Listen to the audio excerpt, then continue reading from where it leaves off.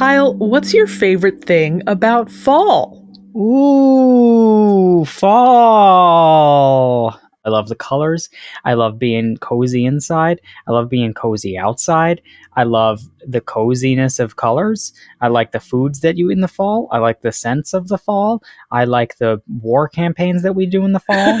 Do you have a favorite fall scent? Because I feel like there's like a lot of good fall scents. Yeah, I mean anything like cinnamon-y, you know? Yeah. I love like cinnamon, spiced. man. Yeah. Yeah, like nutmeg, you know? Yeah. Clove. Which to Mm. me is just like the Charizard to Cinnamon's Charmander. What's the Charmeleon in between? Is it The nutmeg? Charmeleon? Pumpkin. Because, you know, the middle Spice. evolution's always like, yeah, that's what it's in the middle. And then it gets to the last one, it's like, all right, yeah, that makes sense again. Welcome to Butter No Parsnips. Every week on Butter No Parsnips, your hosts Emily Moyers and Kyle Imperator take you on an adventure through the weird, wacky, wonderful, and sometimes even wicked world of one wayside word. Strange characters, delightful bits, and general joyousness abound. Join them as they test each other's etymological expertise.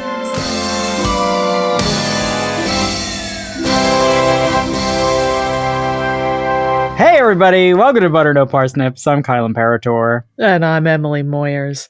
Kyle, I have a nice fall word today. I'm so excited. Kyle, the word I have for you is Filemot. Filemot. Filemot. Filemot. Yep. We did just talk about a bird named the guillemot, and I'm stunned that this is the word this week. It's not, well, it wouldn't be fimo. Kyle, you're closer than you think. I mean, fille in French is woman, girl. So I'll give you this hint now because you're thinking in the right zone, but I will tell you right now that an alternate iteration of this word, Filemot, is feuille-morte, which is Feuillemorte. Oh, well, now this makes it easier to guess. Yeah, so now you've got some fodder to work with. Feuille-morte. Yeah, feuille-morte is like the Englishified way of saying it, sure, but sure. there's a Frencher way to there's approach that vowel. 100,000 vowels in it. Yeah. So, mort is death or dead. You got it, Kyle. And Fey. It's like fey. Yeah. Feuille. Fire? No. Oh, death of... Oh, is it like tree death? Is it like Really leaf close. death? Yeah, it is. It's a leaf death? Is it like when like the leaves are dying and changing colors? So it's something specific about the leaves Oh. dying and changing colors. Oh, is it when the leaves fall off the trees? No. Is it when the leaves stay on the trees too long and then like it's like, all right, like get the hint, like we're trying to kick you off? Would you like your actual one-word clue? Yes, I would, please. It is hue. Oh, it's so it's when the leaves on the trees go from green to orange? It is, but that's not what the word means, the way that we use it. Is the word a noun? It's a noun and an adjective. Is it just the color of dying leaves, of dead leaves? You got it, Kyle! Oh, wow. Yeah, you got it. I love it. That's great. I didn't know we had a word for that. We do. Yeah. So Filemot or feuille-morte both mean as a noun the color of dying leaves, like a dull or yellowish brown, or as an adjective it can mean of the color of dying leaves. Fantastic. Incredible. Yeah. I'm interested to know why this is a French originated word. Well, let's get into it. Filemot is a decidedly anglicized, some might say butchered, form of the French term feuille-morte. I'm not even going to attempt the French way of approaching that vowel. I'm going to say it the way that a dumb English speaker would say it, which is feuille-morte.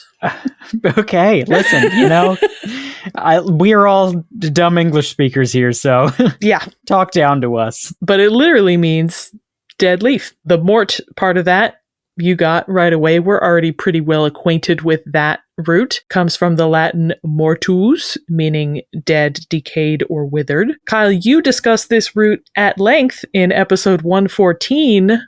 Can you guess what word? Was that mort safe? Absolutely. So I'm not going to bother retreading old dead ground because old dead ground. You got it covered. That is what that episode is mostly about. So yeah. The first part of that word, fey, might not look so familiar, but its etymological cousins will. It derives from the Latin folium, Folium. Like foliage? Like foliage, yes. In classical Latin, folium meant leaf, like as on a plant. In late Latin, probably around the 4th or 5th century, its usage extended to a piece of paper or any kind of thin, flat sheet. Oh, like a full. You trying to get to folio? Folio. Folio. Maybe. Perhaps. Yeah, like Shakespeare's first folio. Oh, yeah. Like the first collection of his works. So that's related? Absolutely, Kyle. So folium could be used to mean all of these things, like a leaf on a plant or like a leaf of paper or, any kind of like sheet. The French feuille can also be used to mean all of these things, as can our English leaf in terms like loose leaf or gold leaf. Oh, gold leaf. Yeah. It has nothing to do with leaves. Well, something to do with leaves. Well, like leaves as in leaves are like a thin, papery thing. Interesting. Yeah. Oh, this is fascinating, Emily. Folium likely derived from a Proto-Indo-European root, blech. It likely derived from that? Well, Kyle, the root blech meaning bloom or flower. Kyle, do you know what other words we get from blech? Bloom or flower? You got it. Yeah. So the Latin florum, meaning flower, led to the French fleur, meaning flower, led to both English words flower, Flower, and flower, Flour. No way. Why are they spelled differently? So flower originally, I think it was originally spelled with the W, and it originally meant like the petals on a plant, but extended to mean the nicest part of something, because it was the nicest part of the plant, or the finest part of something, like the most delicate part. So from the 13th century abouts, that included the finest ground grain, which is what flour is. It is grain that has been ground incredibly fine. Right. And then 400 years later, in the 17th century, we decided maybe we should change the spelling of one of them to avoid confusion, because these are vastly different words that we've been spelling the same for 400 years. Wait, so they were spelled the same? For ages, yeah. Wait, which was the original spelling? It was Flower for all. Wow. And then, yeah, around like the standardized spellings of English and all those early English dictionaries, they were like, maybe we should have the one that means a cooking material different. I mean, honestly, that's what I'm okay with. There's a lot of crazy spelling changes, but this one makes sense. That one was a good idea. Pretty practical. Yeah. Over on the Germanic language branch, the modern English bloom was borrowed from the Old Norse blom, meaning flower, and the modern English blossom actually just descended from the Old English blostma, meaning flower.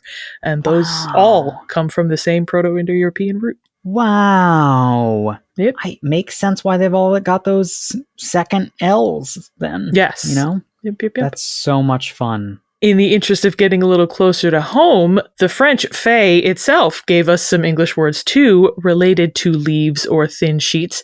Foliage, the leaves on a plant, and also foil. Foil, which is like what gold leaf is. Yes, so it can mean a thin sheet of metal like gold or aluminum or tin, but it can also be a word segment meaning leaves, often preceded by a number. For example, words like trefoil or quatrefoil. Like the Girl Scout cookie. Exactly. So in that case, it often denotes either a plant with X number of leaves. There's a type of like fern looking plant that's called a milfoil, as in like 1,000 leaves.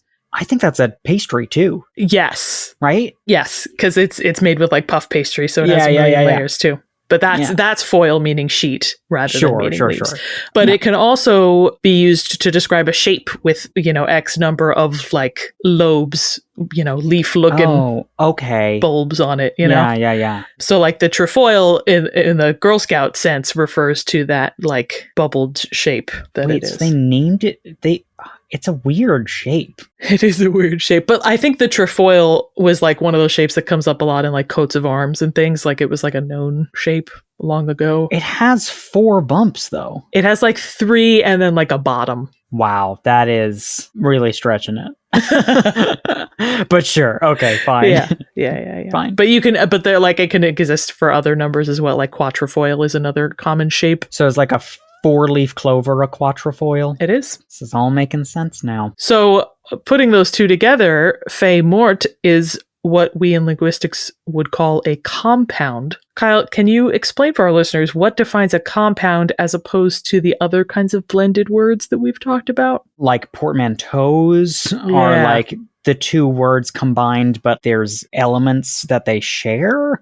Whereas with a compound, it's just the word and the word like attached to each other. Sometimes they're hyphenated. Sometimes there's just space between them. Sometimes they're just glued together, right? You got it. You hit all the bases. Yeah.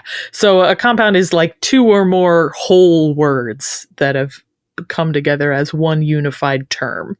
So feuille, leaf, and morte, dead, could stand on their own as words, and they have been pushed together without clipping off any letters or syllables. And you got one step ahead of me. Compounds can be hyphenated, they can be open, meaning there's space between, or they can be closed, meaning they're just all one word. I wonder what life would be like if we had Englishified this word into dead leaf.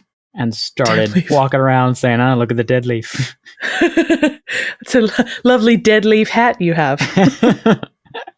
Thank you. I gathered it myself.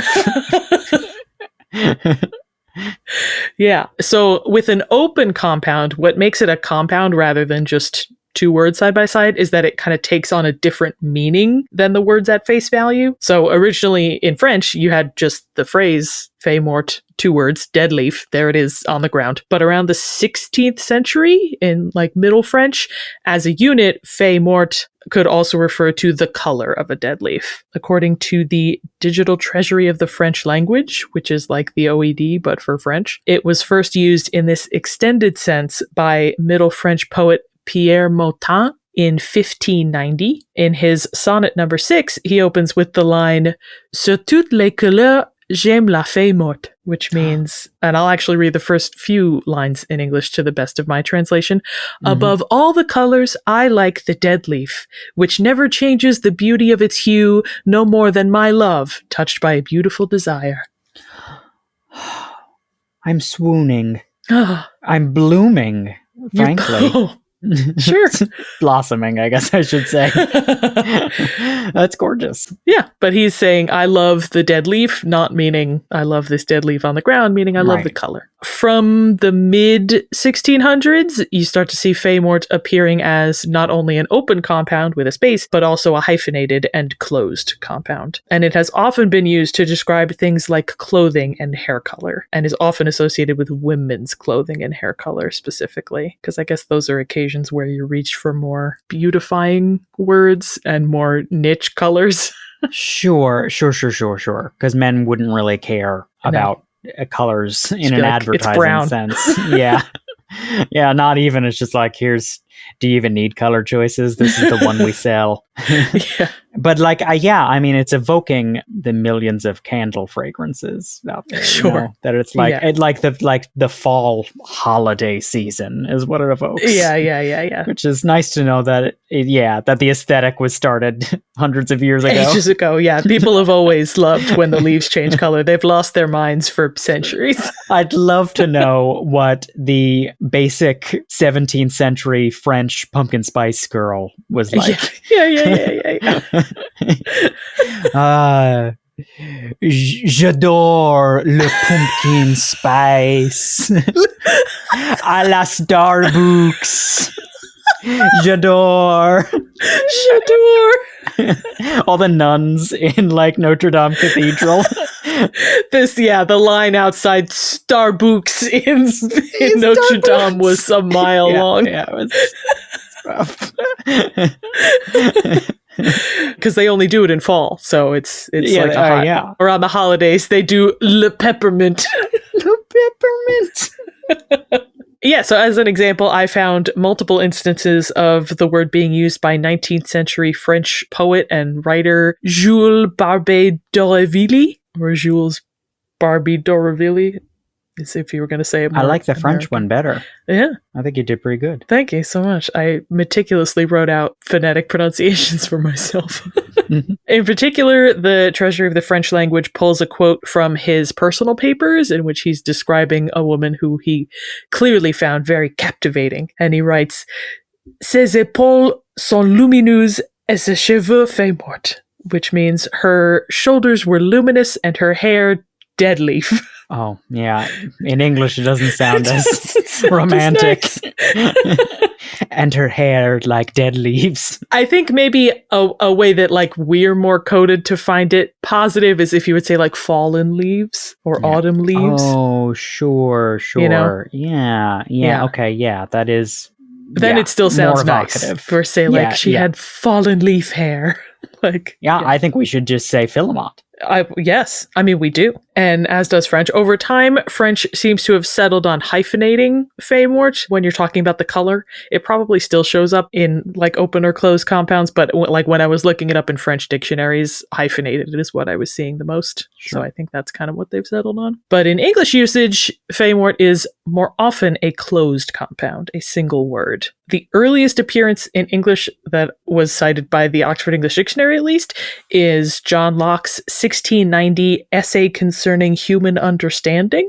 Okay. I was going to say, is it the same John Locke? And yes, I believe it is. It is the same John Locke. And just as a quick aside, I had never looked up what John Locke looked like until this week. And I discovered that he sort of looks like somewhere between Christopher Walken and Adrian Brody. Wow. Yes. Wow, Emily, see folks who are not looking at a picture, that's the reaction.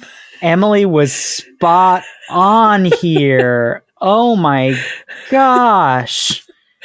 Yeah, and I'm honestly surprised that this essay, the essay concerning human understanding, hasn't come up on our podcast before, because Locke spends a big old chunk of it discussing how we use words to express ideas. Oh, wow. Yeah. We're just stupid Americans. Why would we read the language Enlightenment literature in which our government was founded, Yeah. Among other things, Locke writes that if you are expressing an idea and you use a word that the person you're talking to doesn't know, you sort of have an obligation to help them understand the word and how you're using it so that you can make yourself understood. And Locke writes, "So to make a countryman understand what feuille-morte color signifies, it may suffice to tell him 'tis the color of withered leaves falling in autumn." Wow. I'm stunned that he used that example. Just used and defined the word for English speakers right there. I mean, that's great. What other words could we imagine him having used? And how close were we to having that word in the Constitution, do you think? Well, so here's the thing. So that is the earliest appearance, which directly borrows the original French spelling. Right. The word actually came to English earlier than that, by the 1640s at least, but with a range of mangled pronunciations and spellings. Pronunciation-wise, based on the many different spellings that I saw on the OED, I'm assuming it evolved over time. But certainly the vowel sound that I've been avoiding this whole time because English doesn't really use it, that's gonna get simplified. Yeah, absolutely. Yeah. So that's how we got the fi rather than fey, how it's supposed to be. It's interesting that we added like a vowel sound. Well, I'm sorry, with that we added the consonant sound to mimic the spelling of the French, you know? The L, right? The L, yeah. Yeah. So in French, it's meant to be silent. I guess, like English, we kind of choose our silent letters on a case-by-case basis. We're like, we'll take it in would, could, and should, but here can't be silent. Yeah. We don't say Arkansas, but we don't say Kamsaw, you know? No. Yeah. Would, could, and We should. sort of just feel it out in the moment. Yeah. This one, it didn't pass inspection. We said, we got to pronounce this L. Sorry. Listen, we have a quota to fill, all right? There's only a certain number of silent L's that we're allowed to have. And, you know, feuille-morte is at the bottom of the list of things. A lot have been used up already. I'm sorry, man. Yeah. And then the R, the mort, I suspect got lost because so many dialects of English are non-rhotic, meaning the R sound at the ends of words is often unpronounced. So I think we just, like, you know, if you don't say it with a British accent, then it's going to get dropped. There's all those Bostonites that probably Them too. created the Filemot. Yeah, we never know. Spelling-wise, there are two which caught on and had somewhat regular use, namely Filemot, Filemot, and Filemot, Philomot. Like philosopher? No, not like philosopher. Kyle, I'm so sorry. When we talked earlier about words descended from the Proto-Indo-European root blech, I totally forgot about the ancient Greek foulon, meaning leaf or plant. How can you think of any words we get from foulon? Well, is philo one of them? Absolutely it is. Foulon, from ancient Greek, descended to the modern Greek philo, meaning leaf or thin sheet, or the thin pastry that we use in Mediterranean baking. Yeah. I have another guess. Are Go there for it. more? There is. Pylon? No, that comes from a Greek word meaning gate. Ah. Pula. Gotcha. But we do get loads of botanical terms relating to plants. Oh, of course. Filament. Not filament. Not filament? Not filament. So the Latin root that we talked about earlier, folium, is separate from another Latin filum, meaning thread or string. That is where we get words like filament, meaning a fine thread or wire, like the kind you might see in a traditional light bulb. Or also where we get file, dating back to when... Do you know this? No. This is an archivist fun fact. Archivists at one point would literally string documents together on a thread to preserve their original order. And that's where we get the word file. Wow. Yep. That's really But fun. all that's unrelated. Separate. All right, what else is related? Because I'm at a loss. So yeah, from the Greek phil, Phyll, that root shows up in a lot of niche scientific words relating to plants. Chlorophyll. That is the one you're most likely to know. I was not thinking of that. Yes, that is preceded by the ancient Greek word chloros, meaning green. And it's the thing that makes plants green. Green leaf. Sure. So, as we've discussed in the past on this podcast, English Renaissance scholars had a penchant for Greekifying the English language. Thus, when Filemot first came to English, and actually up through like the mid-1800s, it was more often spelled with a PH. I mean, that makes sense. That makes sense because it feels more planty, but maybe because that's of chlorophyll is yeah. But it was like following the pattern, like they were already pulling this Greek root for all of their plant related words. Right. So they said, oh, this means dead leaves. We should use that Greek one. So Philo and Phila were both common ways the word was spelled. Sure.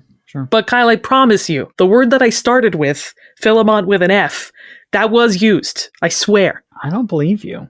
I'm going to need some hard proof. I've got a couple of examples. Okay. Like all color words, Filemot can be used as both a noun referring to the color itself and as an adjective describing something that has that color. For instance, it was used as a noun in Jonathan Swift's 1745 essay, Directions to Servants. This was one I hadn't heard of either. I'm assuming it's like a parody, like most of his stuff is, right? It is definitely. Okay. It is satirical and humorous advice given to servants in various roles. It's kind of separated by, to the butler, to the housemaid. Among his advice to the footman, Swift discusses the importance of uniform colors and how some colors will make it immediately clear when people see you that you're a servant. And he writes, quote, he writes, the colors you ought to wish for are blue or Filemot turned up with red, which with a borrowed sword, a borrowed air, your master's linen, and a natural and improved confidence will give you what title you please where you are not known. If you go out of town and you're dressed nice, people might think you're a lord. I mean, that feels like just helpful advice. Yeah, absolutely. Although tongue-in-cheek, Yeah, definitely. Filemot, that's really funny. Yeah, but an example of its adjectival usage can be found in Lew Wallace's 1880 novel Ben-Hur. Like the movie Ben-Hur? Yes, and I realized this week based on that a book. I also didn't know it was based on a book, and I also realized I had no idea what Ben-Hur is about. Well, it's like the beginning of a sentence. Ben-Hur, because it's talking about a woman named Benjamina. So it is her with a U. That's important to note, and it is hyphenated. Everything I said still stands. Wait, it's hyphenated? So it's about a fictional character, Judah Ben-Hur. That's like his last name. Oh. Whose story is running parallel to the story of Jesus. So okay, it's like all happening at the same time, but Judah is like a fictional meander away from, but it's like all happening concurrently. Interesting. Yeah. There's a point where Judah goes to visit an old friend who now lives in Rome. And the book says, quote, a Roman might have called the apartment his atrium. The walls were paneled. Each panel was comparted like a modern office desk, and each compartment crowded with labeled folios, all Filemot with age and use. Folio and Filemot. Folio and Filemot. With age and use. Wow. I mean, that's a good use of that word. Isn't it? It like immediately is like, oh yeah, that is the color that file folders get when you leave them too long. Yeah. So, Kyle, Filemot's uses in the modern day are pretty sparse, but it is a delightfully painterly word, and especially nice for the autumn season. I think we should all be using it. And Kyle, I would love to hear you use it in a sentence right now. I just want to go back for a second to that Jonathan Swift essay and his use of Filemot for clothing, which I feel like is very, on brand. It is. That's the way the word is. Saying. Yes, it's often used to like a Filemot dress or Filemot fabric. Yeah. So I think I want to say, as soon as August 1st hits, which may be early for some, but is too late for me, I immediately start dragging out of my closet and purchasing by the barrel full Filemot sweaters, pants, shirts, shoes, any piece of clothing I get my hands on, because as soon as the temperature dips below, I don't know, maybe 67 degrees Fahrenheit, I'm wearing 6 layers of that stuff. Yeah, he's Filemoted up. I'm full of Filemot. He's full of Filemot, which is one of those sort of like tongue twistery songs. Yeah. Like a better the badder kind of a thing. Yeah. Is he full of Filemot or is he full of Filemot? He's full of Filemot. He's got a fill of Filemot full. Boy, we're messing this up. Kyle, should we play a game? Let's play a game, Emily.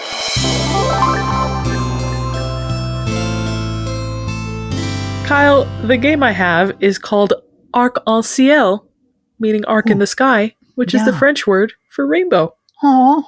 Yeah. We're going to talk about French colors? We are. Kyle, I'm going to give you the etymology of a color which English gets from French. I want you to tell me that color. I'm down. I can do this. You can. They're all kind of fancy, obscure colors, but definitely not unheard of. They're all colors you know. They're just niche ones. Ready? Mm-hmm. This color comes from a French false separation of a deep blue-colored semi-precious stone. By false separation, I mean like meta-analysis. Yeah. I'm Like trying to think bracketing. of blue Yeah. colors. This that you might could- have come across this stone more often as a pigment than the rock. Is it like cyan? It's not. I mean, the rock I was thinking of was lapis lazuli. Yeah, you got Is it it. azure? It is azure. Very good, Kyle. Mm. Yes, from lapis lazuli is how it's actually pronounced. Oh, thank you. And the French thought it was le azuli, like the L apostrophe. Of course. Yeah. So that's how we got azure. Wow, that is so much fun, Emily. Isn't Because that that's like a hilarious? color that like people like. I feel like it when I was a kid. Like I was like, oh, azure. You know, that's like one of the blues that I knew. You know that and cerulean. You know, I'm like, yeah. Yes. Wow, that's crazy.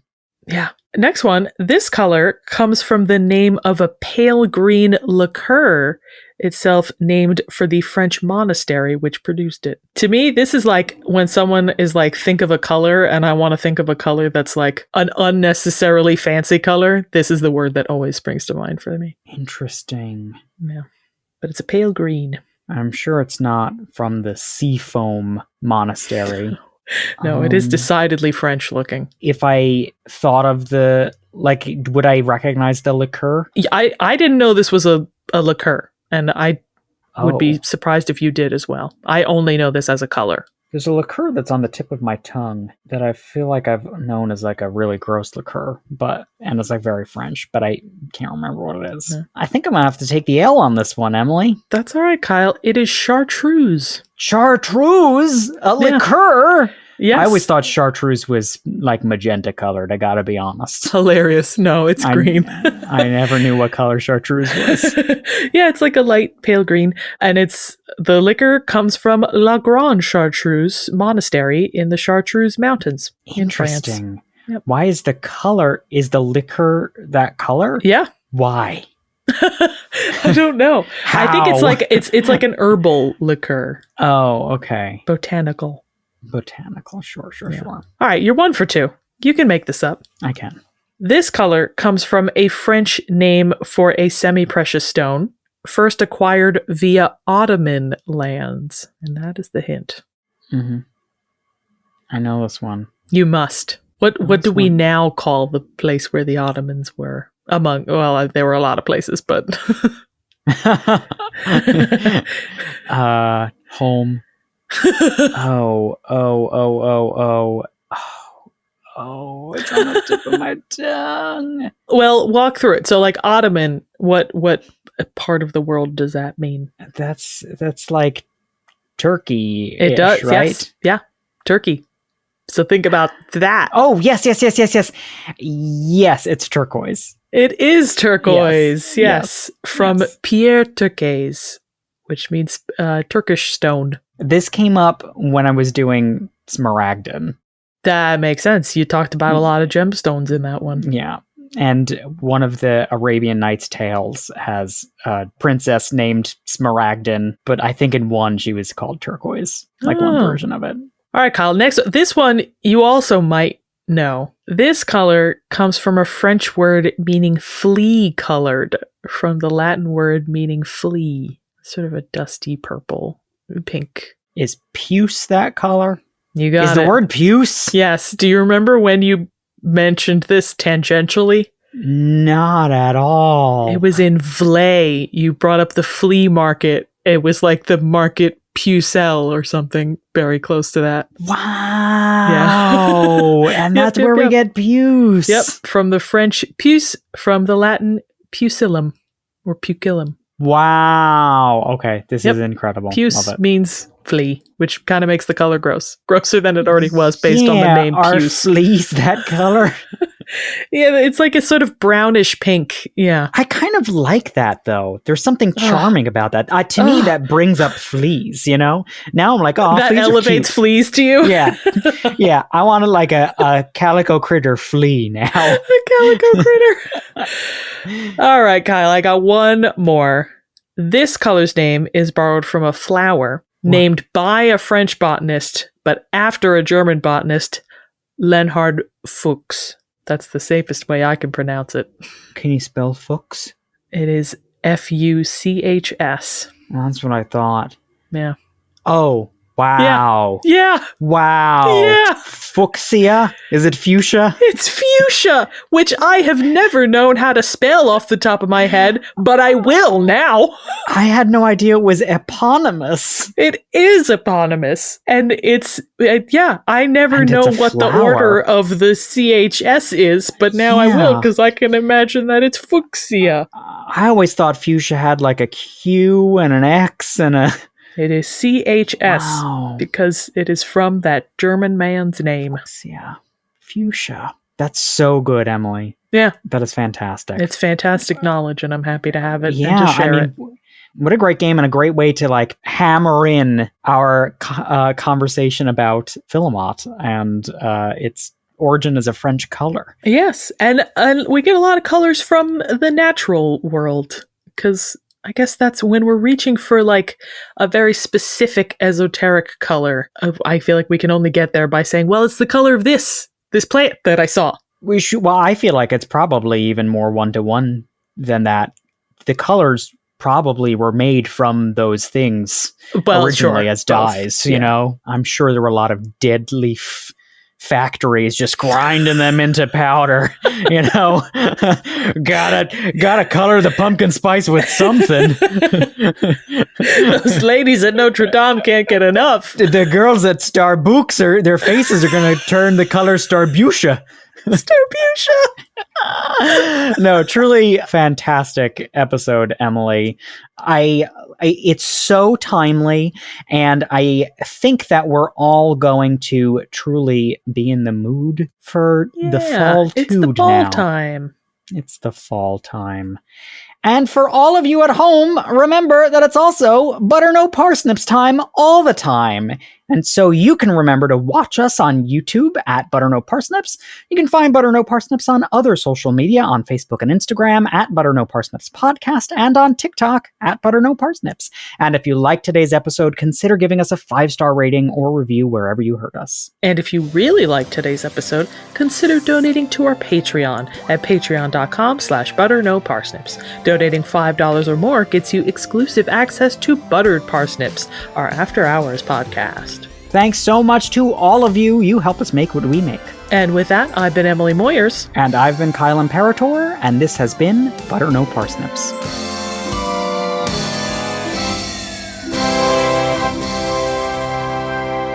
Butter No Parsnips is produced by Seth Glicksman, Kyle Imperator, and myself, Emily Moyers. The main and accompanying themes were composed by Kyle Imperator.